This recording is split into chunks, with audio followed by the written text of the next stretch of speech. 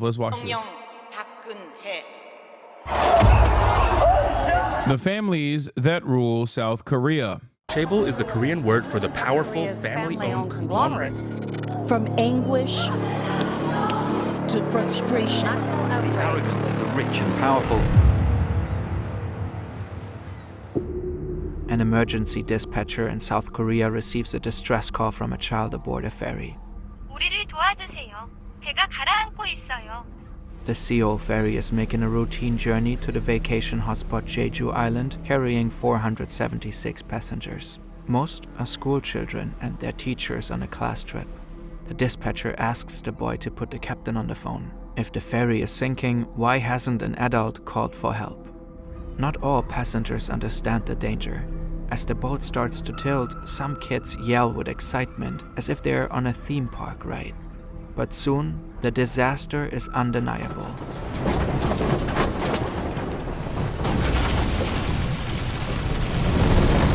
Panic breaks out. Shortly after, the 6,800-ton vessel sinks. The boy who made the distress call and 300 Chatter wasn't wrong. COVID pandemic is ongoing. Oh my God. The mere mention of COVID has brought forth the... Okay. Chatters, please. This might be your pet issue, okay? And it's a significant one. But please, we are not talking about that right now, okay? Please shut the fuck up. I beg of you. other passengers, mostly... No, I don't have fucking COVID, man! What the fuck are you talking about? Oh my God! One mentally ill chatter has caused this entire thing to collapse. Other kids drown. The tragedy traumatizes the nation. How could this happen? Who is responsible?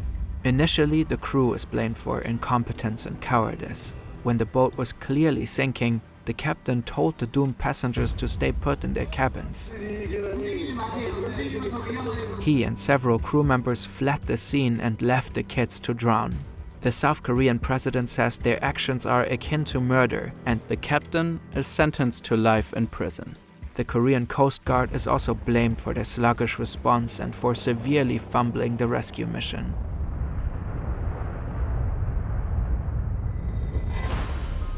But then, an investigation reveals that incompetence isn't the whole story. The ferry was more than twice as heavy as it was supposed to be. It had been illegally modified to hold more cargo. More cargo, of course, means more cash. The nation is outraged that someone so clearly prioritized profit over safety.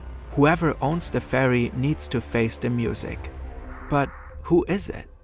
In South Korea, corporate responsibility can be hard to pin down. Family-run conglomerates control sprawling networks of subsidiaries. Complex structures often hide who's really in charge. Some families control so much wealth they're deemed nearly untouchable. Time and again they dodge responsibilities for crimes, yet continue to amass wealth and influence.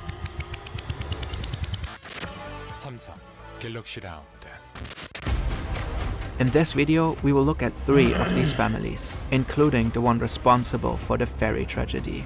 South Korea's elite families are so powerful and influential that many say they are the ones actually running the country.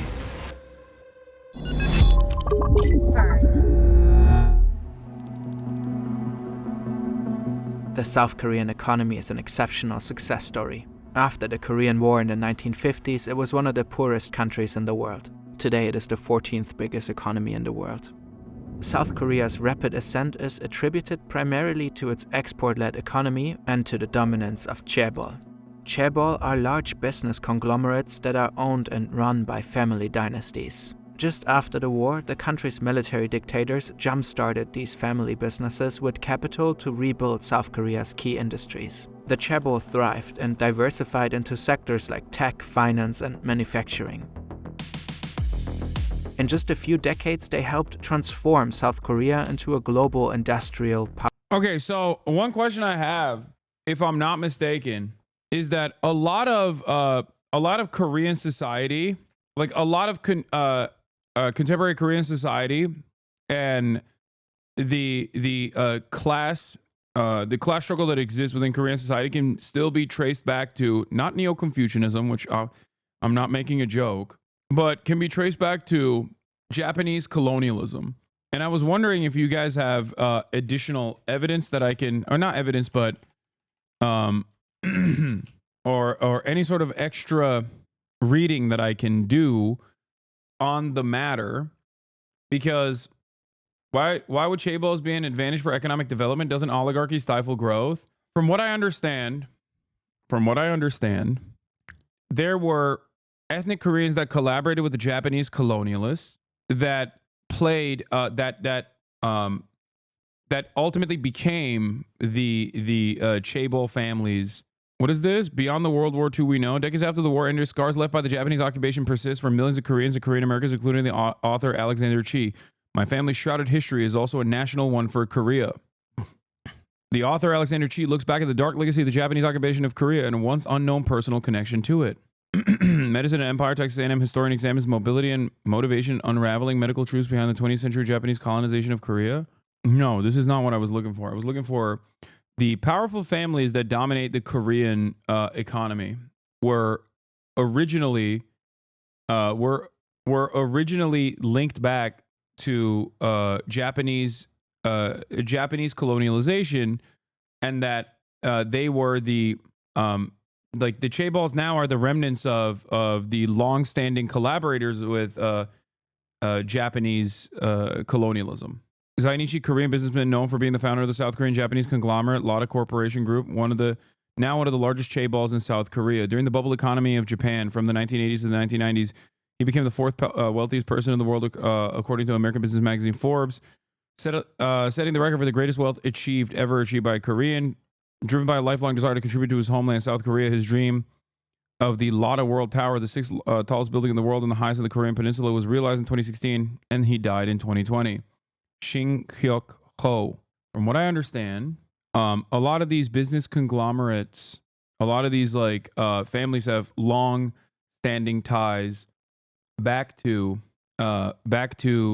Japanese industry, and they are like the Japanese occupation's remnants that oversaw. Fern has a video covering the Chaebols. That's why I said this. I don't think that he will mention it in this video, or maybe he will. But from what I understand, like many of these like super wealthy, super powerful families that dominate, that virtually completely control the Korean economy now, are still remnants of Japanese occupation. Powerhouse. It's often called the miracle on the Han River.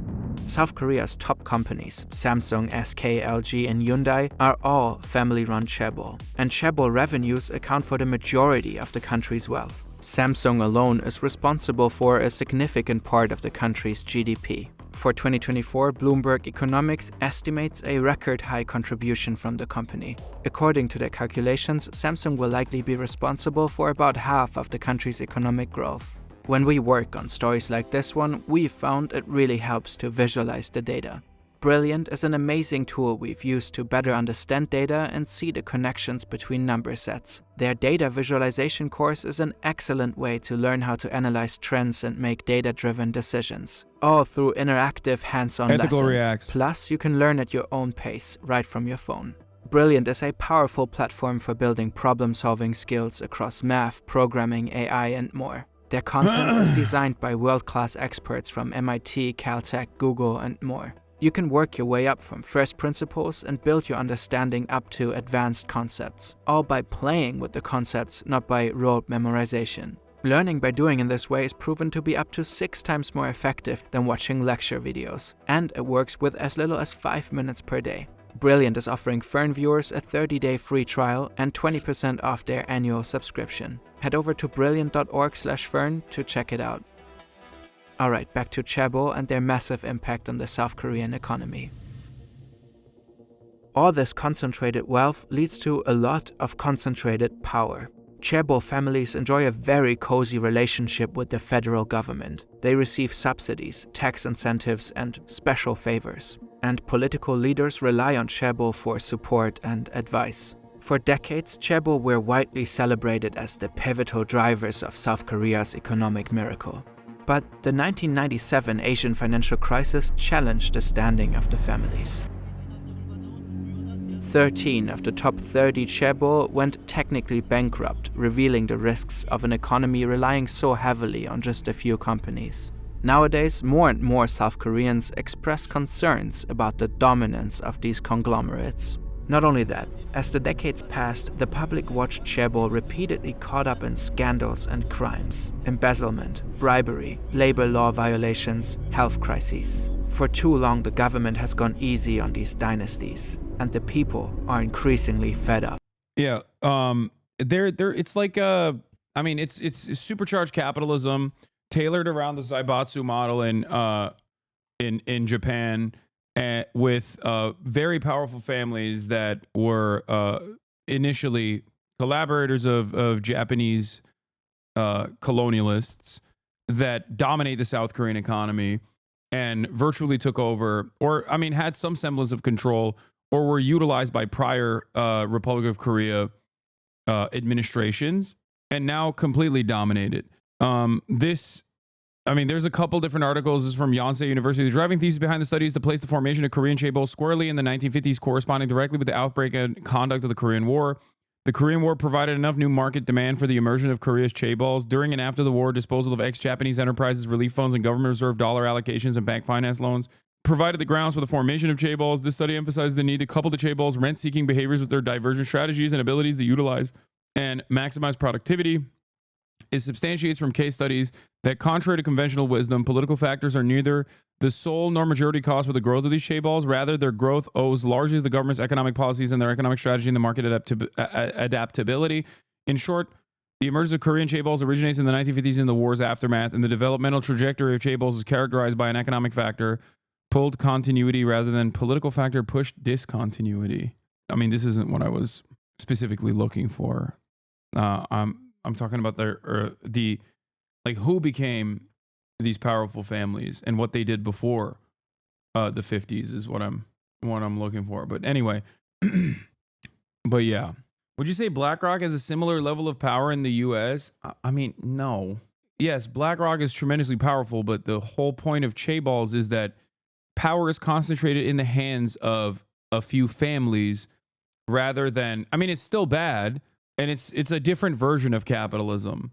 But no, BlackRock is not remotely comparable, because, yeah, Walmart would be a closer example to the Chaebols. But I think I would say that the Chaebol structure is akin to, or closest equivalence to the Chaebol structure in the Western world would probably be like the Gilded Age, like the different families that owned ginormous swaths of American industry, like the oil barons and those who own the railroads and steel, rather than BlackRock or whatever.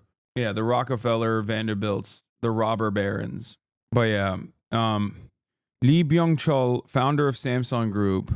The history of South Korea after 1945 was tremendous and almost unprecedented economic success. The country, which was recently, as 1960, was universally seen as a basket case, a nation without any economic prospects, was transformed into one of the world's major economies within the lifespan of just one generation. This impressive transformation was led by large business conglomerates known as Chaebol. The South Korean economy has been dominated by these vast enterprises, producing everything from super tankers and passenger cars to petrochemicals. The majority of these conglomerates are essentially grossly overgrown family businesses. Each Chaebol was, and most still are, owned and managed by a particular extended family. There are black myths around the Chaebol as well. According to the left in South Korea, the Chaebol are an embodiment of evil capitalist forces. It is. It quite literally is. It's not a black myth, Korea Times. Their rise was possible through collusion with corrupt politicians and greedy, ruthless profiteers. Also correct. According to this myth, the corporations were established by former pro-Japanese collaborators and grew only because of the preferential treatment granted to them by the South's military dictators. I like that they just say it's a myth and then they just describe what happened. So were the Chaebol agents of economic breakthrough, or whose efforts brought affluence, education, and health to millions of Koreans? Or were they an incarnation of corruption and backroom dealings? As is usually the case, both myths contain a kernel of truth, but are wrong on some important counts as well. Let's see how they're wrong. Nowadays, the best known and arguably most powerful group is Samsung, and it seems that its history is best illustration of the history of Korean business with its dirty deals and brilliant breakthroughs. It is often stated by left-wing intellectuals in Korea that the nation's Chaebol were once founded by pro-Japanese collaborators. It is partially true, but there is one important caveat. With most present-day Chaebols were very humble businesses before 1945.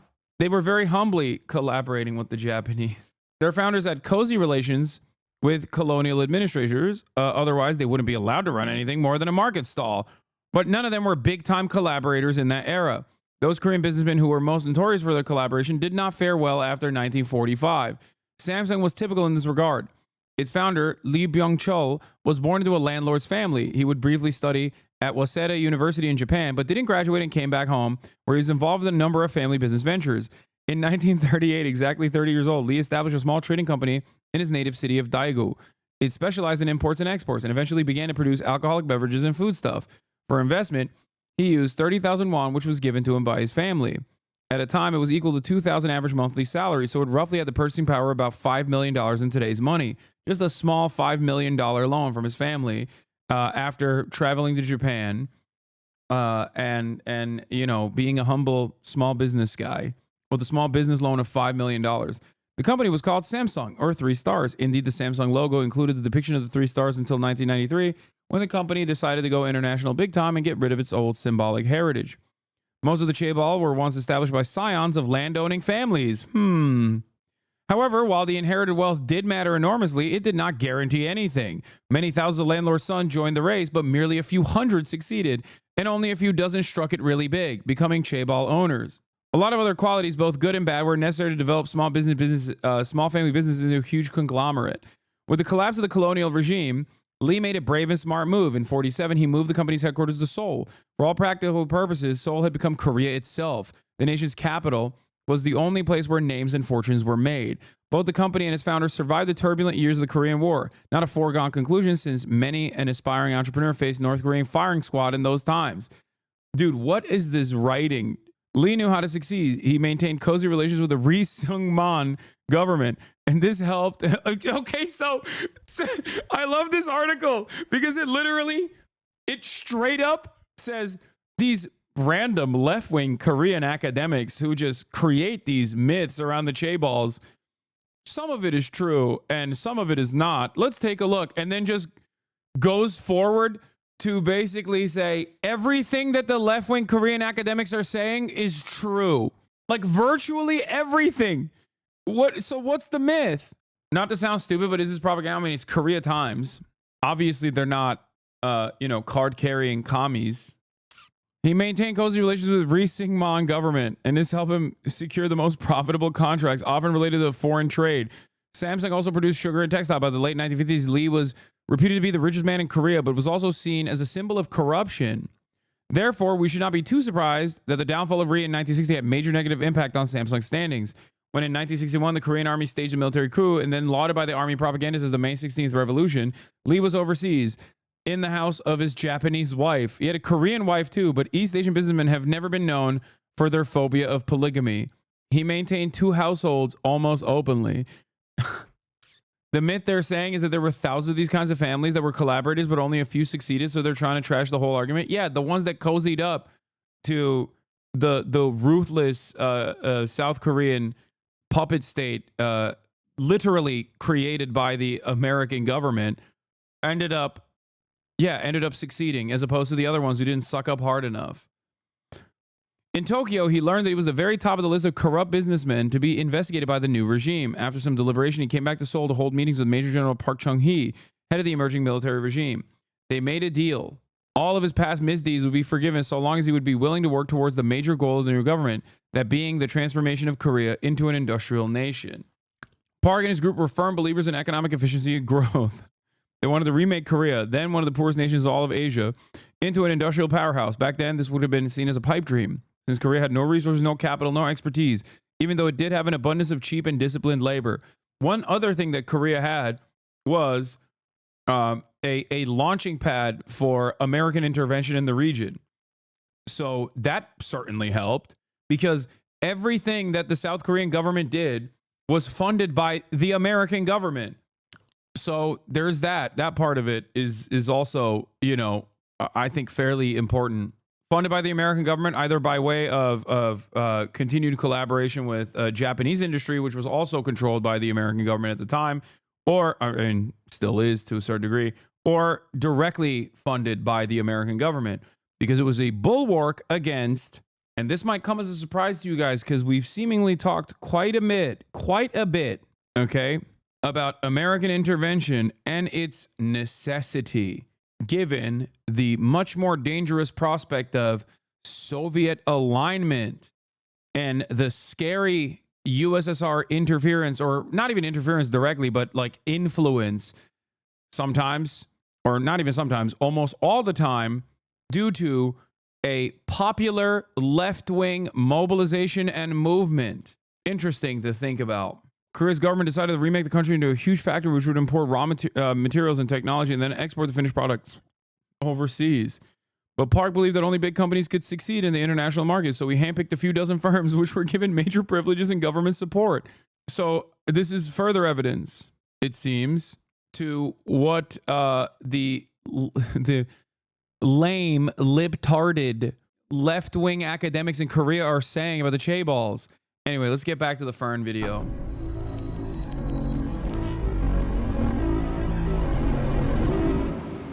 The Nutgate one is really funny. I mean, these are some of the more like modern versions of like very obvious corruption, some of which we've covered extensively on this broadcast.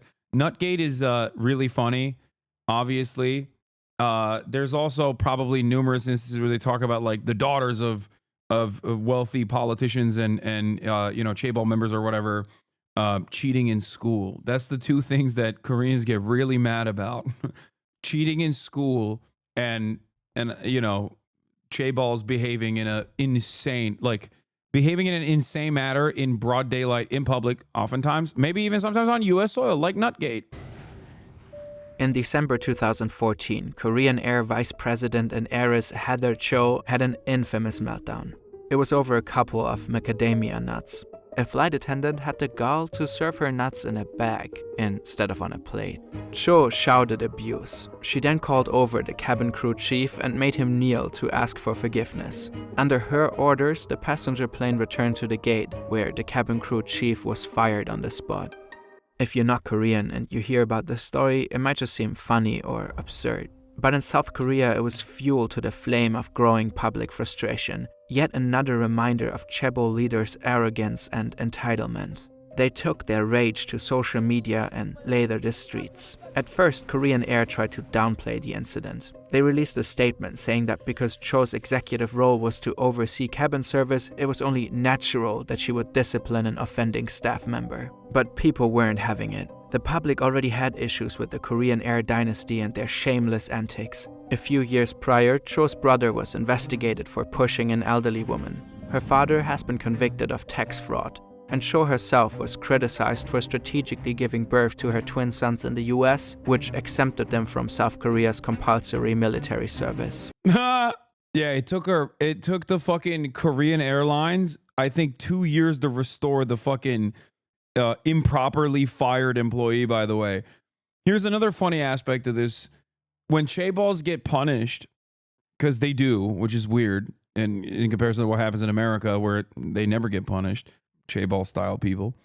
But when they do get punished, they still retain control over their companies.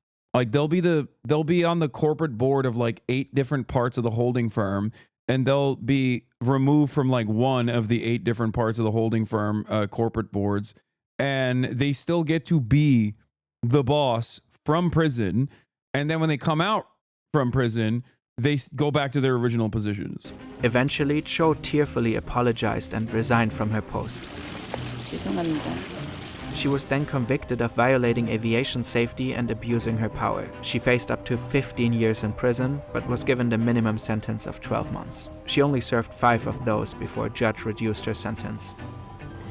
The Chaebol's influence runs deep, all throughout the government, even to the very top.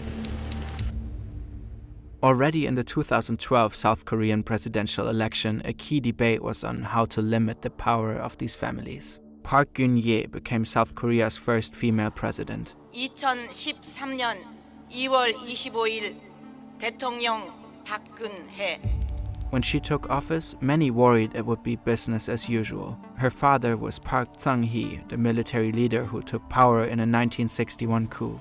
He is considered the chief architect of the Chaebol system, and Geun-hye became her father's stand-in first lady when she was 22 after a North Korean assassin had killed her mother. Park Chung-hye's admirers credit him for the miracle on the Han River. His critics remember the cruelty of his iron-fisted rule and his imprisonment of dissidents. One of these was Miss Park's key rival in the election. His name is Moon Jae-in, a former human rights lawyer and anti-authoritarian activist during the dictator's reign. Now, in 2012, the ex-dictator's daughter campaigned on a more business-friendly platform than her liberal opponent Moon. She was focusing on reform rather than punishment. Her stance was that Chaebol might be unruly, but with the right reforms, they could play fair. But then Sewol happened. This incident was much bigger than run-of-the-mill embezzlement or tax evasion. Faced with a furious and traumatized public, Park vows to bring the accountable people to justice.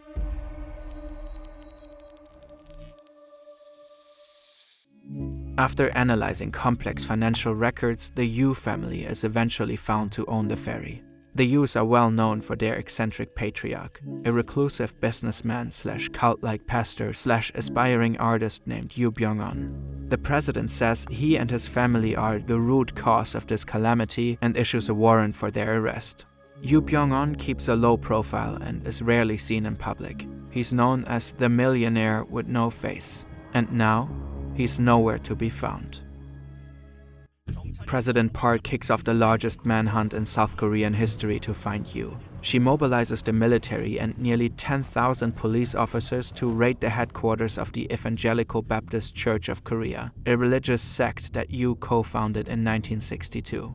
Yu is a charismatic and inspiring speaker. He was able to attract a substantial following and elicit substantial favors. By the 1970s, Yu's growing church became a money-making enterprise. He persuaded members to donate to or invest in companies linked with the church. Those companies sold a wide range of products, from organic milk to auto parts to anima kits.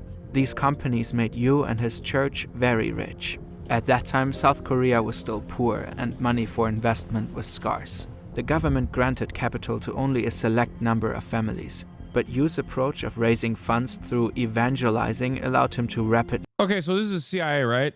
Like, it has to be, right? I feel like anytime I hear about like a fucking pastor in Korea, the CIA has his tentacles in there. I feel like it has to be. And no, I don't mean the KCIA. I mean like the CIA, which is also the KCIA. The Korean CIA is literally just still the CIA. Grow his businesses even without governmental support. By the 1980s, his business network was considered a mini Chaebol. But then, controversy hits. In 1987, 32 alleged members of Yu's church were found bound, gagged, and dead in the attic of a factory near Sewol. The authorities ruled the deaths as a murder-suicide pact linked to debts they couldn't pay. After the victims' financial records were probed, money was found going to Yu. He was investigated for suspicion that he was behind the alleged suicides, but the charges were dismissed due to lack of evidence. Nevertheless, courts did find evidence that he was using church members' money and properties to enrich his businesses. In 1992, Yu was jailed for fraud. Once released from jail, Yu attempts to restore his image. He gets really into nature photography and starts exhibiting his work under the pseudonym Ahe. He pays top museums worldwide like the Louvre to display his pictures and tries to build a reputation as an art star who is rarely seen in public. All, it appears, as an effort to distract from the negative press. He also continues to be invested in various businesses. One of his more profitable ventures is this shipping company. At least $3.8 million went directly to the Yu family. It's the same company that owns and runs the Sewol ferry. 2 months after the ferry sank, Korean police raid Yu's compound. Hundreds of sect members are protesting the raid and attempt to build a blockade. A large banner reads, "We'll protect Yu Byung-on even if 100,000 church members are all arrested." Helicopters swirl overhead. Some cult members threaten to fight the police. Others vow to die as martyrs. But after combing Much of the fish in American sushi restaurants caught by the Moonies? Yes. The Moonies are responsible for bringing sushi to the United States of America and still operate many of the sushi restaurants and directly sell to almost all of the sushi restaurants. the massive compound, the cops leave empty-handed. They don't know it yet, but Yu is hiding in a secret closet 300 kilometers away in his holiday home. A few days after the raid, and 18 days after Yu was last spotted, a farmer finds a dead body face up in an... And the Moonies are linked to that one guy in Texas with his gun cult? He's not in Texas, he's in Pennsylvania, but yes. The Church of Iron, I think it's called, right? The fuck was it called? The one where they fuck the guns and like get married to the guns? The Gunfucker Church. It's not Texas. You would think it's Texas, but I think it's in Pennsylvania. Yeah. Rod of Iron Ministries. Oh, they moved. Apparently, they're not in Pennsylvania anymore. They moved to Tennessee. Yeah, the Gunfucker Church. The Church of Iron Rod is the founder's second son, I think. He's building a compound in Texas. Oh, inevitably, he would move to Texas, but... an orchard. It's in an advanced state of decomposition, almost skeletal. It's at first impossible to tell who it is. The corpse is wearing expensive Italian clothes and is surrounded by bottles of rice wine, a bottle of shark liver oil, and a book written by Yu.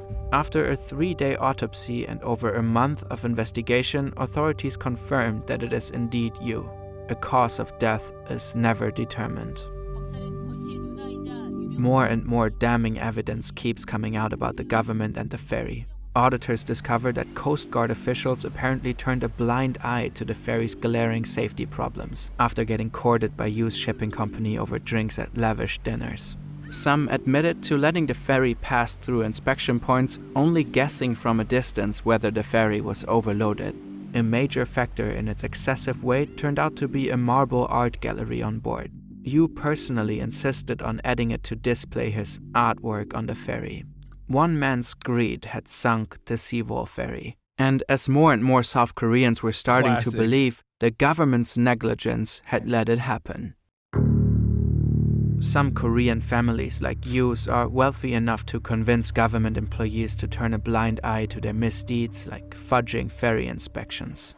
But the really powerful ones can command much more than that. And one family holds truly unmatched power, casting a shadow over all others.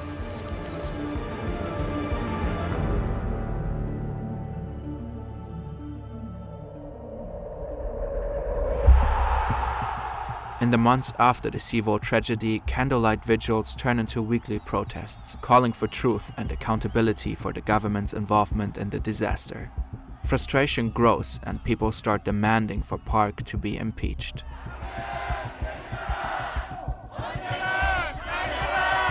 The government cracks down hard in response. Police use water cannons and pepper spray on thousands of protesters. Authorities illegally collect intelligence on mourning families in order to suppress anti-government protests. But anger and frustration continue to grow. And in 2016, another huge scandal erupts. It reveals that President Park is most certainly not the leader who will rein in Chaebol power. In fact, she's especially cozy with South Korea's most powerful Chaebol families. Illegally cozy. President Park is found entangled in a web of backroom deals with leaders of Samsung and other corporate executives. Park accepted substantial bribes in exchange for governmental favors. Samsung made a $36 million donation to her best friend's nonprofit, which Park rewarded by greenlighting a controversial merger. This merger gave the Samsung family even more control over the country's most powerful chaebol. The head of the family is Lee Jae-young, often called the Crown Prince of Samsung. The bribery scandal toppled Park's presidency. 피청구인 대통령 박근혜를 파면한다.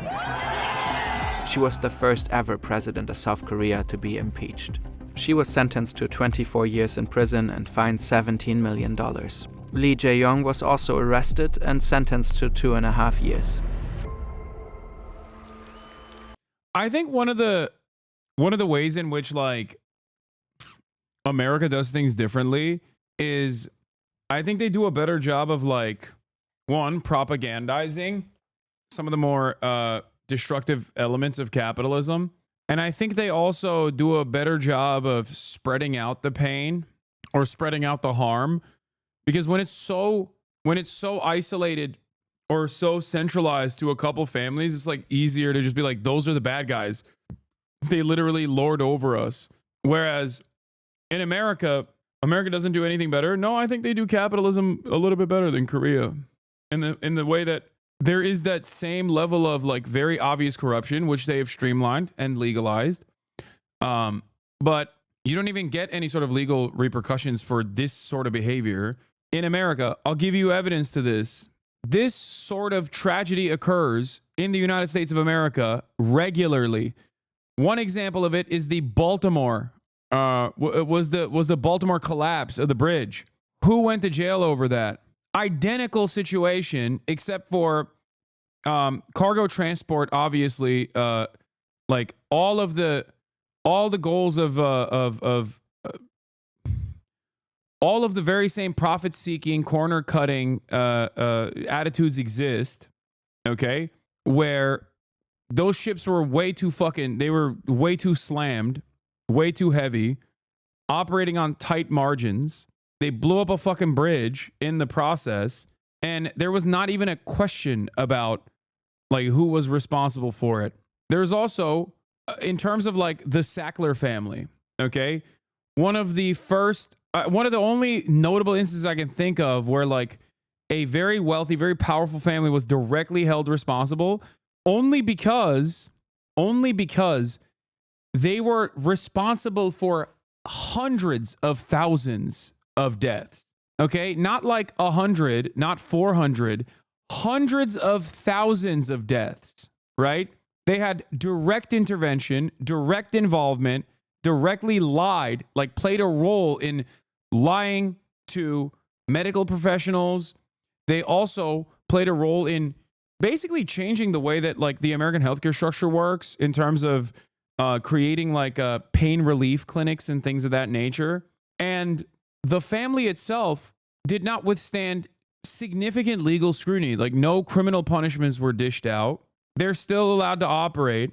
There was an initiative to basically take the fucking take their wealth away. And even that didn't happen, right? So I guess my point is, these guys have like some semblance of a legal structure where they try to like at least fake punish the people responsible for it, like powerful people. We don't even fucking do that.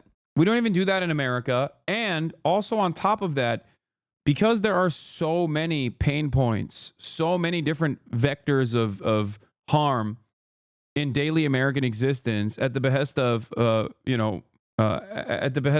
profit margins, and it's held in the hands of maybe like the top 10% of wealth rather than like directly 6 families, that Americans don't see it as like these almost mythical deity style figures that are ruining your fucking lives in the way that like I think Koreans can still point to a couple individuals for the anger, and even the government for their collaboration with these individuals.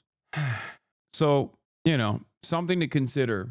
I think American capitalism does a better job of hiding the people that basically ruin your lives for profit. Park is succeeded by Moon Jae-in. He promises not to pardon anyone convicted of corruption, but the influence of Samsung and Lee Jae-yong proved difficult to curb. Moon ends up pardoning him after just 1 year. The new president Only one low-level vice president dork from Credit Suisse went to jail for 2008, even though he, at worst, did no more unscrupulous shit than your average trader at Goldman or AIG. Chad thinks you mean better as in good, but you mean better as in smarter. Yeah, no, it's more evil is what I'm saying. They do a better job of hiding this shit. In Korea, you still have the fantasy of breaking down the manor walls of some oligarchs as a form of revolution. In the US is entirely diffused in public consciousness. Yeah. Many Americans privately want to be those elite families. I'm sure that there's plenty of aspiration. I'm sure that there's plenty of aspiration amongst the Korean population. That's why they're so fucking that's why they so hyper focus on this like meritocratic myth that is supposed to exist in Korean society. That's why they get extra mad when someone cheats at school, okay? Because for them, there's this false belief that like they can get a leg up if they study super hard, go to the best schools, and then inevitably get a solid job at Samsung, that one day they will be able to reach maybe not the Chaebol status, but at least like financial comfort. That's why they fucking lose their shit when someone cheats at school. They go crazy over it, okay? Like when they have like a fail son or a failed daughter of a politician or some wealthy family go to a school that they didn't deserve to go to, they're like, oh my God, they fucking turn tables. They flip tables over that shit. So I guess my point is, wait, hold on. There is still definitely this wanting for being a part of the powerful in Korea as well. But I think they just have like more, due to the concentrated amount of power directly in the hands of a couple families, I think there's a better way to portray these guys as villains. Admits that those who condemn Lee's crimes are in the right, but that the nation needs him. The economy relies too heavily on Samsung to have its leader in jail. With so much power, Lee Jae-young is effectively above the law. And in some ways, this pardon was just business as usual. Lee's father had also been convicted of bribery and fraud in the 90s, but hadn't served a day of his sentence. A 2022 poll recorded 70% of the public approving the decision. Experts say it's because people fear an economic downturn. They believe if Samsung does well, South Korea does well. Lee continues to occupy a top position at Samsung, now as CEO of Samsung Electronics. He's also the country's richest person. Already before, President Moon unexpectedly pardoned the former President Park after she served 5 years of her sentence. The reason he gave was to promote the people's unity. The dictator's daughter and the crown prince of Samsung both walk free. And while many everyday South Koreans express frustration with corruption, Chaebol still hold considerable appeal. They're by far the most desirable places to work. Top Chaebol offer much higher wages than regular companies. Hello? Oh my goodness. The prominence of the US flag at conservative rallies in South Korea highlights the complex interplay of religion, politics, and identity that characterizes the nation's far-right movement. On Friday morning, as investigators attempted to arrest President Yoon Suk-yeol, his supporters gathered outside the presidential residence waving two flags, the South Korean and the American Stars and Stripes. To outsiders, this pairing may seem perplexing, but to Yoon's supporters, the US symbolizes more than an ally, it represents an ideal. For them, the US flag signifies a broader cultural and spiritual order they believe is under threat. Holding both flags, 74-year-old Pyong In-soo declared that patriotic citizens needed to stop the police. He expressed hope that US President-elect Donald Trump could influence South Korea's political landscape. I hope after Trump's inauguration, he can help our country get back on the right track, he said, waving flags emblazoned with the phrase, "Let's go together" in English and Korean. Pro-Yoon groups often criticize their opponents for being subservient to North Korea while openly venerating the United States. They emphasize America's role in liberating Korea from Japanese colonial rule and defending it during the Korean War, portraying the US as a divine protector of democracy rooted in Christian values. Over the years, these groups, still a fringe element in South Korea, have increasingly adopted rhetoric from the American right, particularly claims of election fraud. If you found this video interesting, then make sure to hit the like button and subscribe to this channel for more videos like this, and thanks for watching.